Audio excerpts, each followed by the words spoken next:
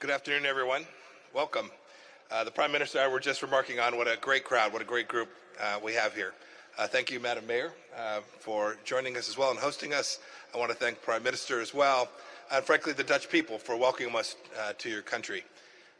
We're honored to co-host this 9th Annual Global Entrepreneur Summit with our Dutch friends. Before I entered political life, I ran 2 small businesses. I know the risk you take every day, the capital you deploy, and I know that we can't accomplish our national security missions, as the Secretary of State, our diplomatic mission, without strong economy. So thank you all for joining us today.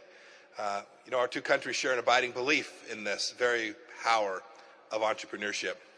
It is the Dutch, after all, that brought the spirit of entrepreneurship to the Americas. You established fur and spice trading posts along our eastern coast, including a little settlement named New Amsterdam.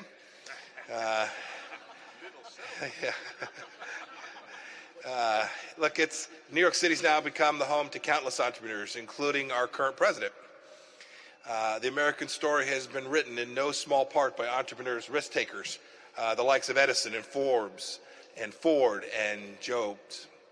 The history isn't unique to us in the United States. The Netherlands has also generated visionary entrepreneurs like Gerard Philips of Philips, or more recently, Jaap Hartsen, who helped develop the Bluetooth technology that we all rely on today. And all throughout the free world, the progress of nations is driven by those who are willing to take a big risk, to put their own capital out there, to fail sometimes and then fail again until one day success follows you. So I want to spend just a few minutes today talking about the principles that foster entrepreneurship in any society, how it is that government can get out of the way so that you all can do what it is you do that makes families here in the Netherlands and families in the United States thrive and grow. Look, let's acknowledge that it takes amazing people like you all here. We've got more than 1,000 most promising entrepreneurs from 140 different countries who have joined us at this summit. You are indeed living proof of markets, of how innovation is driven by competition and not by government diktats. You're developing new medicines that can regenerate damaged heart tissue. You're inventing solar-powered backpacks that allow African children to use electronics in their schools. You're building software. You're building software that allows small farmers in Colombia to access the same agricultural supplies that bigger farms are able to do in Western countries. More than 300 investors are here too to back up those ideas. I hope you'll get a chance to meet each other and create some important strategic and investor relationships. And then there's one last group represented at this summit, government leaders. Okay, don't all cheer at once. Government leaders can bring values to entrepreneurs if and only if we are capable of creating a necessary environment in which you can thrive. And I want to talk about what those conditions are. We know them in the United States. We know them here in the Netherlands. First, entrepreneurs need the right to private property, both physical property and intellectual property. Without this fundamental right, one that we take for granted too often, I think, without this fundamental right, there's no incentive to innovate because there's no reward for that innovation. You don't have to take my word for it. Steve Jobs put it this way. He said, quote, "If protection of intellectual property begins to disappear, then creative companies will disappear or frankly just never get started," end of quote. Property rights are the bedrock of any successful economy. It's why America insists on these protections in our society and in the trade deals that we enter into as we move forward. Second thing entrepreneurs need is the rule of law. It's pretty basic.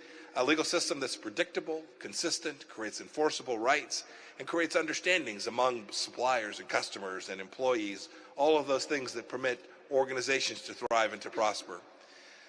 Before I entered government, I talked about my time as an entrepreneur. I founded a small manufacturing company. It was critical to know that government wasn't going to change the rules on a bureaucratic whim. We were depending on that consistent, fair set of rules. In parts of this world, authoritarian states can steal ideas, and they can prop up their own business and their own business enterprises. But you should know that they will never, in the end, match the entrepreneurship and innovation found in free and open societies, because their incentives are just all messed up. The same goes for democratic developed countries that wield regulation for political ends. It can't work. Third, and you all know this too, third, government has to stop strangling business. Under President Trump, we've slashed unnecessary regulations in the United States. We've reduced corporate taxes. This has encouraged companies from the Netherlands to invest in the United States. It's created incentives for American companies to invest all across the world and in our home country. These actions have had undeniable results. We for a long time in America thought that the new normal was 2% economic growth. That's not the case here. It's not the case in any society that obeys these simple free market principles. Our jobless rate today is the lowest in the United States of America in 50 years, 5 decades. Job creation among the smallest business in America recently broke a 45-year record. We're proud of these accomplishments because there was a central thesis behind it, the very principles I described, the formula of lower taxes and a light touch on regulation.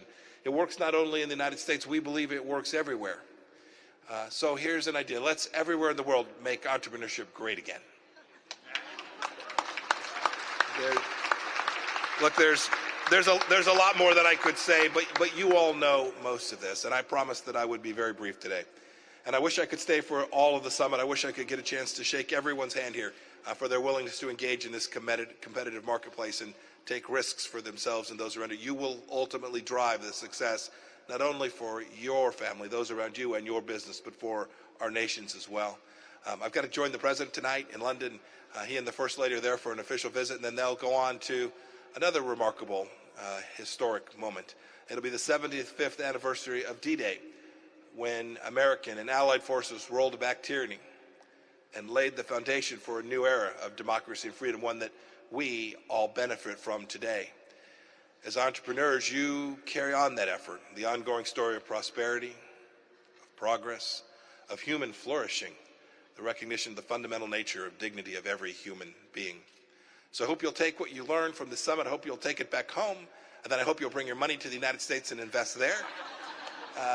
But more importantly than that, I hope what you'll do is you'll take the very best. You'll begin to solve problems. You'll innovate. You'll create value for yourselves and for your fellow man. Go out there and crush it. Thank you.